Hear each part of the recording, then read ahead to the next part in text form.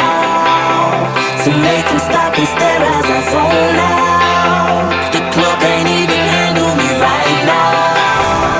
สวัสดีค่ะขอต้อนรับทุกท่านนะคะเข้าสู่รายการ Stop Euro 2012 by All of One อีกแล้วล่ะค่ะและวันนี้นะคะน่าตื่นเต้นมากเพราะว่าเป็นแมตช์สุดท้ายของรอบแรกแล้วนะคะวันนี้ล่ะค่ะเราจะรู้กันแล้วนะคะว่า8ทีมสุดท้ายนั้นจะมีทีมอะไรกันบ้างและทีมไหนนะที่จะฝ่าฟันไปถึงรอบชิงชนะเลิศแหมลุ้นแล้วก็ตื่นเต้นมากเลยล่ะค่ะวันนี้นะ Stop ขอพาทุกท่านนะคะออกนอกเกมการแข่งขันฟุตบอลสักเล็กน้อยนะคะเพราะว่าวันนี้ Stop มีสถิติของนักบอลนะคะฟุตบอลยูโร 2012 จาก 368 คนนะคะ16 ชาติด้วยกันนะคะมาดูกันว่าสถิติของเขาที่ได้มีการสำรวจมาแล้วนั้นมีอะไรกันบ้างถ้าพร้อมแล้วไปชมเลยค่ะมาเริ่มกันที่เนเธอร์แลนด์หรือว่าฮอลแลนด์นะคะเป็นทีมที่นักเตะในทีมลงรับใช้ชาติเฉลี่ยคนละ42นัดสูงที่สุดในบรรดา16ทีมเลยล่ะค่ะขณะที่ทีมชาติฝรั่งเศสกับโปแลนด์นะคะมีค่าเฉลี่ยนักเตะที่ลงเล่นในทีมชาติน้อยที่สุดก็คือคนละ21นัดเท่านั้นเองนะคะและ EK กาซิยาสมีสถิติลงเล่นทีมชาติมากที่สุดสูงถึง129นัดเลยค่ะในขณะที่ทีมชาติเยอรมันโครเอเชียมีค่าเฉลี่ยความสูงของนักเตะมากที่สุดที่185เซนติเมตรค่ะตำแหน่งนักเตะที่สูงที่สุดนะคะก็ตกเป็นของอันเดรียสอิซักสันนายทวารสวีเดนที่สูงถึง199เซนติเมตรเลยค่ะส่วนทีมที่ความสูงเฉลี่ยน้อยที่สุดของผู้เล่นก็คือทีมสเปนกับฝรั่งเศสค่ะและนักเตะที่เตี้ยที่สุดนั้นนะคะก็คือเซบาสเตียนโจวินโกนั่นเองดาวยิงฉบับร่างเล็กของอิตาลีนะคะที่สูงเพียงแค่164เซนติเมตรเท่านั้นเองค่ะมาดูทีมที่สูงวัยที่สุดกันบ้างนะคะนั่นก็คือทีมชาติไอร์แลนด์นั่นเองล่ะค่ะเพราะมีค่าเฉลี่ยอายุของผู้เล่นนะคะมากที่สุดคือ 28.35 ปีขณะที่ตำแหน่งนักเตะอาวุโสที่สุดนะคะก็ต้องยกให้กับคอสตาสชาคิอัสผู้รักษาประตูจอมเก่าของกรีซวัย38 ปีนั่นเองค่ะในส่วนของทีมที่ค่าเฉลี่ยนักเตะอายุน้อยที่สุดนั้นนะคะก็ตกเป็นของทีมชาติเยอรมันค่ะที่มีนักเตะพลังหนุ่มอายุเฉลี่ยน้อยที่สุดเพียงแค่24.52 ปีเท่านั้นเองนะคะส่วนผู้เล่นที่อายุน้อยที่สุดในครั้งนี้ก็คือเจโตรวิลเลียมค่ะแบ็กซ้ายทีมชาติของเนเธอร์แลนด์ซึ่งเขานะคะเพิ่งจะมีอายุครบ18 ปีไปเมื่อวันที่30 มีนาคม 2012 ที่ผ่านมานั่นเองค่ะและถ้าเจโตรวิลเลียมนะคะได้ลงสนามเขาก็จะได้เป็นผู้เล่นที่มีอายุน้อยที่สุดที่ได้ลงเล่นในยูโรรอบสุดท้ายทำลายสถิติของ NC4 ตำนานทีมชาติเบลเยียมที่เขาเคยทำไว้ที่18 ปีกับอีก115 วันเมื่อครั้งลงเล่นศึกยูโร 1984 ค่ะสำหรับสโมสรที่ส่งนักเตะเข้าแข่งขันมากที่สุดนะคะนั่นก็คือทีมเสือใต้บาเยิร์นมิวนิกนั่นเองค่ะเพราะเป็นสโมสรที่มีนักเตะมาลุยในศึกยูโร 2012 มากถึง12 คนเลยค่ะตามมาด้วยเรอัลมาดริดนะคะ11 คนดินาโมเคียฟ10 คนและลิเวอร์พูล9 คนค่ะในส่วนทีมจากศึกพรีเมียร์ลีกขวัญใจคอลูกหนังชาวไทยนั้นนะคะมีนักเตะมากที่สุดถึง79 คนในศึกยูโรหนนี้ค่ะตามมาด้วยบุนเดสลีกา47 คนลาลิก้า33 คนและเกาโชซีเรียอา31 คนขณะเดียวกันนะคะทีมชาติอังกฤษซึ่งเป็นทีมเดียวที่นักเตะทั้ง23 คนเล่นอยู่ในลีกชาติของตัวเองค่ะและทีมชาติไอร์แลนด์นะคะคือทีมเดียวที่ไม่มีผู้เล่นอยู่ในลีกของตัวเองเลยแม้แต่คนเดียวค่ะและโรบบี้คีนกองหน้าทีมชาติไอร์แลนด์จาก LA Galaxy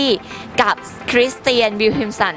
กองกลางทีมชาติสวีเดนจากอัลฮิลาลในซาอุดิอาระเบียเป็นนักเตะ2 รายเท่านั้นนะคะในยูโรหนนี้ที่ไม่ได้ค้าแข้งในทวีปยุโรปค่ะและนั่นก็เป็นสถิติเล็กๆน้อยๆนะคะเกี่ยวกับฟุตบอลยูโร 2012 ที่สต็อปนำมาฝากทุกท่านกันค่ะและตอนนี้นะสต็อปก็มีโปรแกรมการแข่งขันบอลยูโร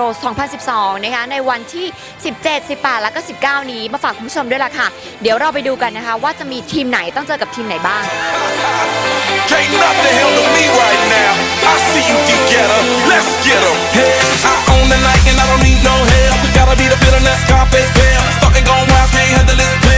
For the club, arrogant like yeah. Top like money, so the girls just mail. One too many, y'all know me like 12. Look like cash and they all just there. Bottles, models, selling no shares. Fall out, cause that's the business. All out, it's so ridiculous. Zone out, so much attention. Scream out, I'm in the building. They're watching, I know this. I'm rocking, I'm rolling, I'm holding. I know it, you know it. You know I know how to make them stop and stare as I zone out. The club can't even handle me right now. Watching you, watching me, I go on. ค่ะและนั่นก็เป็นโปรแกรม Last ถิติที่ทั้งคู่เคยพบกันมานะคะ แต่ว่าตอนนี้ค่ะเดี๋ยวสต๊อปพาทุกท่านนะคะไปร่วมพูดคุยกับคนที่เขาติดตามดูบอลยูโร 2012 กันดีกว่าว่าเขามีความคิดเห็นยังไงกันบ้างและคิดว่าทีมไหนจะเป็นแชมป์พร้อมแล้วลุยเลยค่ะ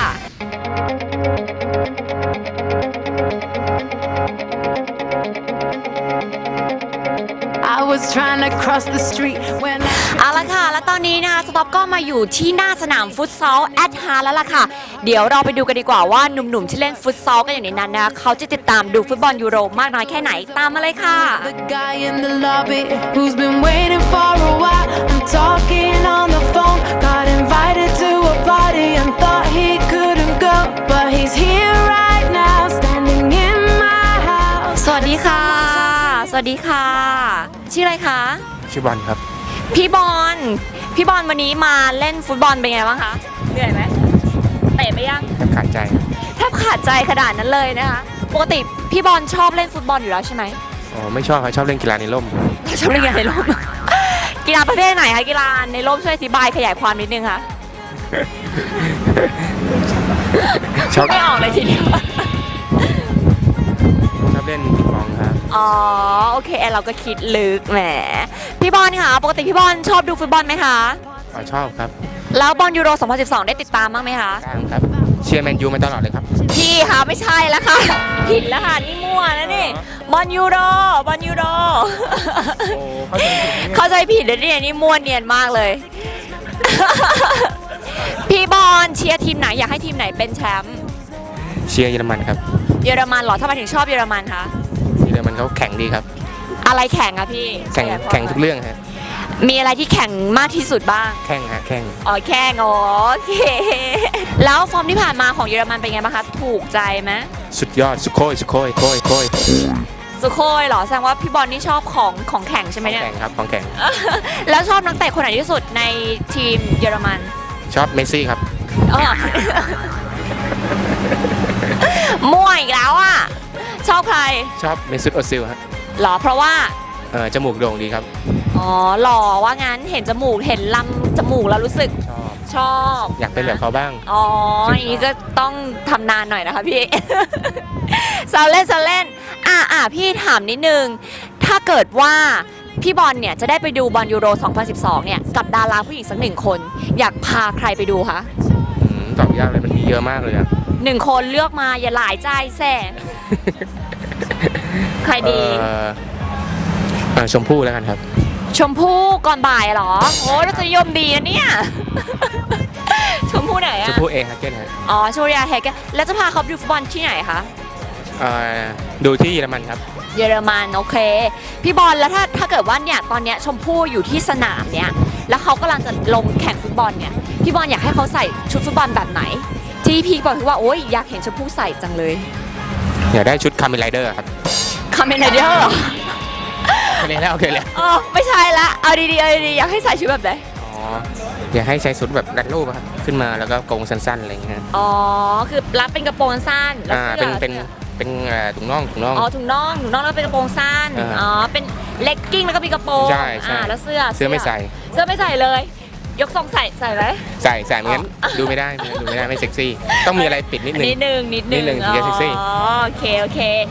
พี่บอลขาถามนิดนึงว่าถ้าเป็นการแข่งขันในวันที่ 17เนี่ยระหว่างทีมโปรตุเกสกับฮอลแลนด์พี่บอลคิดว่าทีมไหนจะชนะและสกอร์เท่าไหร่คะ โปรตุเกส 2-1 ครับ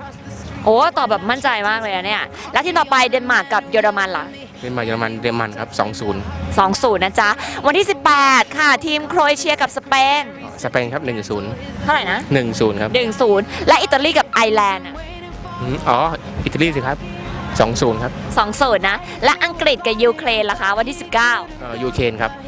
เหรอ ไม่ชอบอังกฤษ เหรอ คนเขาชอบเยอะเลยไม่ชอบเกลียด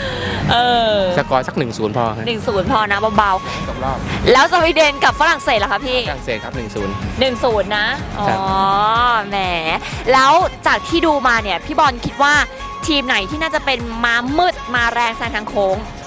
มาบึ้ดใช่ไหมฮะ อย่าเล่นมุกนะ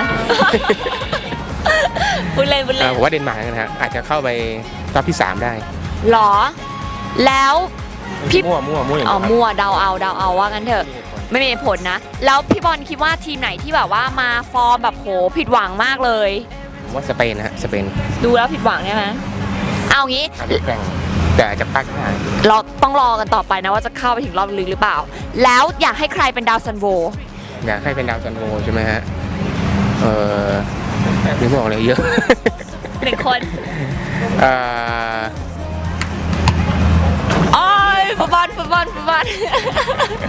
มีการทำร้ายร่างกายกันเกิดขึ้น เอาเมนซุดแล้วกันครับเมนซุด กี่ลูกดีคะพี่ ผมว่าสัก8 ลูกก็เก่งแล้ว จริงเหรอ โอเค พี่บอลคะขอ3 คำให้ฟุตบอลยูโร 2012 อยากให้คำว่า